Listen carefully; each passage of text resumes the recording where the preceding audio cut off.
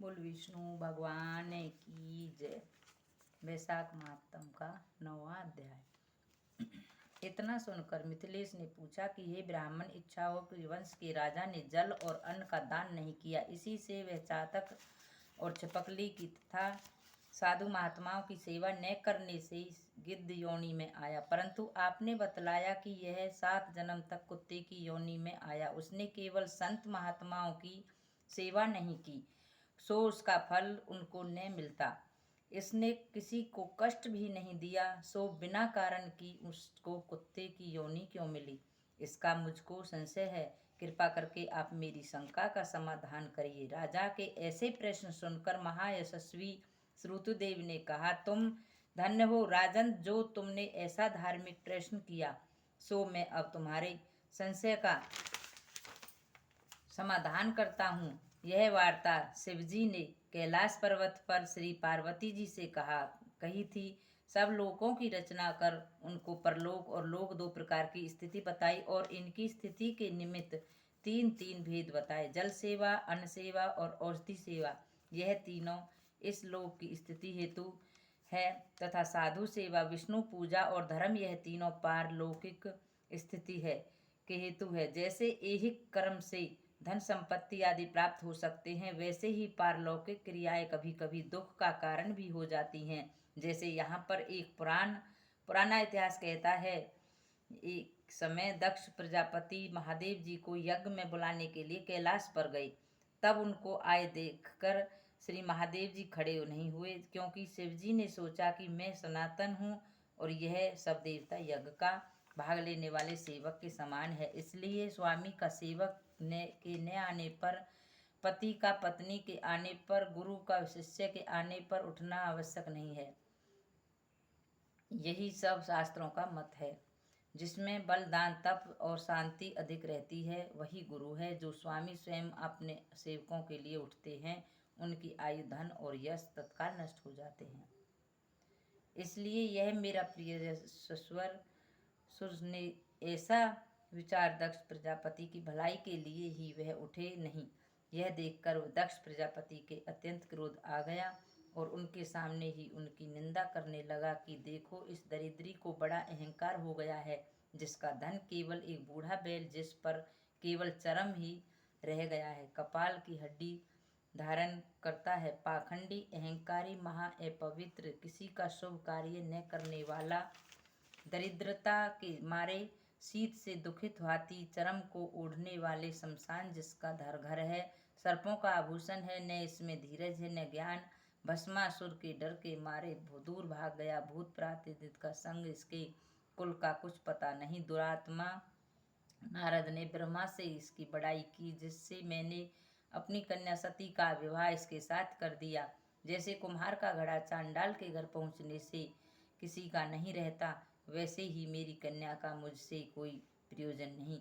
इस प्रकार दक्ष प्रजापति शंकर और सती को यज्ञ का निमंत्रण न देकर और को वाक्य कहकर चला गया और यज्ञ स्थान में ऋतिक और मुनियों को साथ लेकर विधि पूर्वक यज्ञ करने लगा। इस यज्ञ में ब्रह्मा और विष्णु भी नहीं आए, परंतु सिद्ध, चारण, गंधर्व, यक्ष, राक्षस, किन्नर और सब देवता यज्ञ में आए।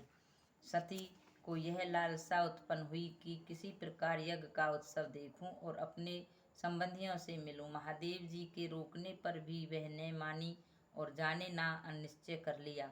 शिवजी ने कहा कि हे भद्र, दक्ष सदैव सभा में बैठकर मेरी निंदा करता है, वह तुमसे सहन न हो सकेगी और तुम अवश्य अपना शरीर त्याग दोगी। अतएव तुम अपने पिता के घर मत जाओ, इसमें कल्याण नहीं है। इस प्रकार समझाने पर भी सती ने मानी और चुपचाप चल दी। तब पीछे जाकर नंदी ने उनको अपनी पीठ पर बिठा लिया और कितने ही भूत प्रेतादिक उनके संग हो गए। जब वह अपने महल में पहुंची तो किसी ने भी उसके साथ कोई बात नहीं की। तब शिव जी ने की बात याद करके वह यज्ञशाला में गई। वहां पर सभा के लोग सती से कुछ न बोले। सती चुपचाप वहां खड़ी रही और रुद्र की आहुति तक पिता की चेष्टा देखती रही। जब दक्ष ने रुद्र की आहुति नहीं दी तो सती ने क्रोध युक्त होकर कहा कि जो बड़ों का अपमान करते हैं उनका कल्याण नहीं होता। तुमने सारे जगत की रचयिता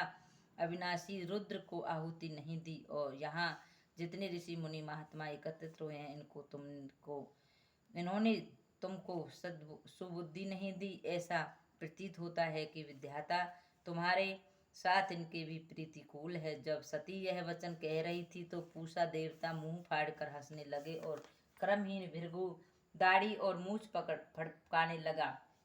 दक्ष निंदा करने लगा। यह सब बातें सुनकर सती को अत्यंत क्रोध आ गया। वह पति की निंदा सुनकर प्राय शिक्षित के रूप में सबके देखते देखते हवन कुंड में कूद पड़ी। सती के गिरते ही हाहाकार मच गया। शिवजी के गण भागकर शिवजी के पास आए और सारी कथा सुनाई। महादेव ने काल रूप हो क्रोध से अपनी जटा उखाड़ कर पृथ्वी में दे मारी, जिससे बड़ा बलवान महाकाय वीरभद्र उत्पन्न हुआ। सब शिवजी ने उसको आज्ञा दी कि मेरे निंदक दक्ष का नाश कर दो, जिसके कारण सती को शरीर त्यागना पड़ा। महादेव जी की आज्ञा पाकर सहस्त्र भुजाओं वाला और यमराज के सदृश वह वीरभद्र यज्ञशाला में पहुंचा और देवता असुर मनुष्य आदि जो भी यज्ञ में उपस्थित थे सबको मारने लगा और भृगु की दाढ़ी मूछ उखाड़ दी। जिसने जो अंग फड़काया था वीरभद्र ने उसका वही अंग उखाड़ कर फेंक दिया। दक्ष का सिर काटने लगा, किंतु शुक्राचार्य मंत्र से उसकी रक्षा कर रहे थे इसलिए नहीं काट सका। तब रुद्र ने स्वयं उसका सिर काट डाला। इस प्रकार यज्ञ में आए हुए सबका संहार कर वे कैलाश को लौटे। जो मरने से बचे थे वे सब भागकर ब्रह्मा जी की शरण में गए। ब्रह्मा जी उनको साथ लेकर कैलाश में गए और वहां जाकर अनेक प्रकार से समझा बुझाकर श्री शिव जी को शांत कराया। फिर महादेव जी को साथ लेकर यज्ञशाला में पहुंचे। यज्ञ में जो मारे गए थे उनको जीवन का दान दिया और महादेव जी ने दक्ष के धड़ पर बकरे का सिर रख दिया, जिससे आज तक उनको उपासक दक्ष को की प्रशंसा के लिए बम बम बहो करते हैं। भृगु जी ने के मुख पर बकरे का दाढ़ी लगा दी। पूषा के दांत नहीं लगाए। उनसे कह दिया गया कि वह पीस कर खा लिया करेगा। इस प्रकार सबको अंग सहित किया और दक्ष पूर्ववत यज्ञ करने लगा। यज्ञ संपूर्ण होने पर सब देवता अपने अपने स्थान को चले गए। बोल विष्णु भगवान की जय। बोल शंकर भगवान की जय।